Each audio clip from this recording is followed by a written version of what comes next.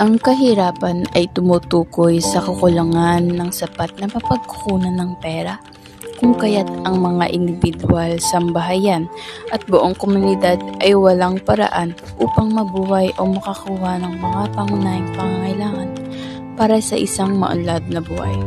Nangangahulugan ito ng pagiging napakahirap na nahihirapang makakuha ng pagkain, damit, tirahan at mga gamot. Kahirapan ang kalagayan ng isang taong kulang sa kahirapan o karaniwang katanggap-tanggap ng halaga ng pera o material na ari-arian. Ang kahirapan ay sinasabing umiiral kapag ang mga tao ay kulang sa parang upang matugunan ang kanilang mga paunahing pangangailangan. Sa kontekstong ito, ang pagkikilala sa mga mahihirap ay unang nangangailangan ng pagpapasya kung ano ang bumubuo ng mga paunahing pangangailangan.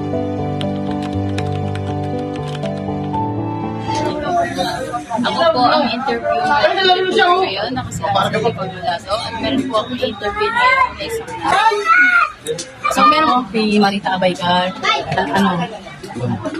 So, meron po akong tatlong tanong ngayon. So, paano niyo po naitatanggol yung pagkakasal sa nangyayari sa katulad ng sinabi ko kayo na kapila ako, saka yung kapanan nagtatrabaho lang 3 beses ay 5 araw, 3 beses lang pumato.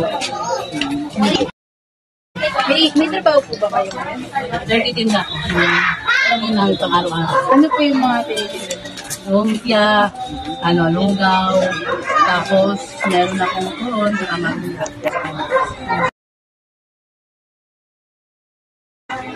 Ano ang nalalanas niyo sa kahirapan? Tulad ng minsan, pag di ako makatiga, wala akong budget. Tapos pag walang trabaho ng papa namin, sana ako makuha. Diba? Kasi sa sinas ang wala ka, pinakain ng itlog. Ang nila na, pag wala akong kahit ang bilat, ito, kaya ginano namin. Nananaos siya naman? Oo, pwede na. Nakakain tayo ng tasong kasi isang araw.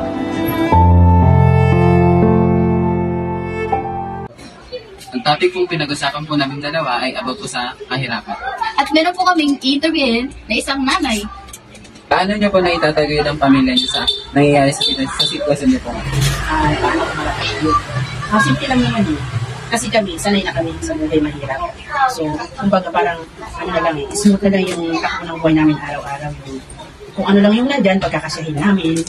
Halimbawa, ganito lang ang budget ko. So, yung kakasyahin mo ngayong araw. Kung bukas naman, medyo okay ang kita. Ano naman yun, medyo masarap naman ang ulam. Na-provide naman namin ang araw-araw namin. Kahit na ganoon sa 5 kong anak at may nag-aaral na college. Ayan, sila. Inahinto nga pala yung dalawa kasi nga hindi kayang pag-aralin yung isa. Hindi namin kayang magpaaral ng college na may bayad. So, dito lang kami sa walang bayad. Tapos, kaya hindi na pag-aral din dahil sa mahina. Pinali ng anak ko kasi tayo mga Pilipino dito sa Manila. Kapag bumagsak ka sa isang universidad na public school, pag bumagsak ka, hindi ka na makakapag-aral. So, paano yung mahirap? Paano yung mahirap na walang kayo nang makapag-aral? Wala na lang, hindi na lang mag-aaral. So, ganun lang. So, awa ng Diyos, ang aming buhay ay okay lang ako. So, sanay na kami. Kahit mga bata, kahit mga anak ko. Kahit ano lang, kung ano lang nandyan, yun na lang ang kakainin nila. Sanay sila. Kahit gulay lang. Kung di masarap, May trabaho po ba kayo ngayon? Ako, sa ngayon, dito ako sa trabaho kasi na-opera na ako. So, hindi ako kapag-trabaho. Although meron din ako, minsan may mga tawag-tawag sa akin pa isa-isa na nagmamasahe kasi ako dati. Ngayon, kahit ganito ako na na-operahan, kapag may tawag sa akin na pa isa-isa, ismog lang ang gawa. So, yung ginagawa ko. Tapos, ngayon, isa ako maliit na content creator, kumikita ng maliit. Okay na rin ganun man. Ano ang nadadanas niyo sa kanila? Ayun, ang nadadanas namin sa kahirapan, kagaya na sa pagkain. Kasi, ilan kami dito sa bahay dito. Tapos magkano lang din ang budget. Kung baga kapag nagluto ako ngayon, di ba nagluto ako may tanghalian, kailan magkasya hanggang gabi. Pero hindi talaga magkakasya, magaling lang kami. At ang ano namin sa kahirapan is, nakakakain naman, okay naman. Kasi kumbaga, yung hirap na sabi ko, yung hirap, sanay na kami. Kumbaga, wala na yun. Yun ang hirap talaga na. Kumbaga, yung totoong hirap talaga kung iisipin ko. Stress. Stress. Stress. Oo, hindi naman maiwasan. Yung hirap, laging nandiyan yung hirap. Hindi kami nang sakay. Laging ganyan ang buhay na. Yung sa pang-araw-araw. Kasi yung pinakamalaking gastusin hindi pang-araw-araw. Kasi kami sa bigas. Ngayon, sa ngayon, ang bibili ng mga ng iyo. Ano po, sa abot po sa salad? Sa salad. Paano niyo kung expenses mo sa Ano, kung ano lang yung ano, usap ng asawa. Kasi usap ng asawa ko kung bayad yun sa nangyari. Tapos yung iba nun, pamalingki din, pero maliit na yung natitira nyo. Bali, ang nangyayari sa ngayon, dahil sila nagmamasahe sila sa, nag-iisa sila ng pagmamasahe. Ano, bali tumutulong sila kayo paano, nag-ako sa akin ng 100, 200. Nakakatulong yun. Nakakatulong sa pang-araw-araw, yung binibigay nila.